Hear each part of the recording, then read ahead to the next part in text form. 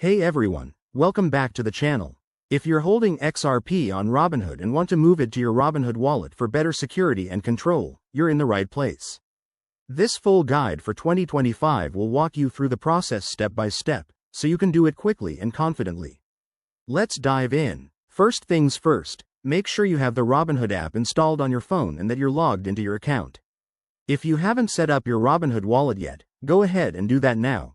It's free and straightforward. Once you're ready, open the app and head to your portfolio section. Here, you'll see all your assets, including your XRP holdings. Next, select your XRP by tapping on it. This will bring up more details about your balance. Look for the Transfer or Withdraw option. It's usually right there on the screen. Tap that, and you'll be prompted to choose a destination. Select Robinhood Wallet as your target. Double-check that it's the correct wallet associated with your account to avoid any mistakes. Now, enter the amount of XRP you want to transfer. Remember, there might be minimum transfer limits, so keep an eye on that. Once you've input the amount, review the transaction details carefully. This includes fees, if any, and the estimated time for completion. Transfers are often instant or take just a few minutes in 2025.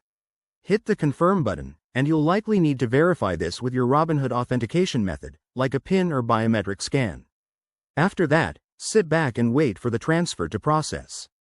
You can check your Robinhood Wallet app to see when the XRP arrives.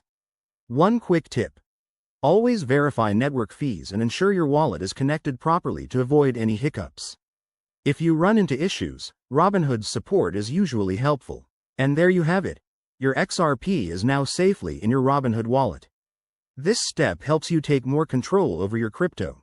If you found this guide helpful, hit that like button, subscribe for more tutorials, and drop a comment below if you have questions. Thanks for watching, and see you in the next video.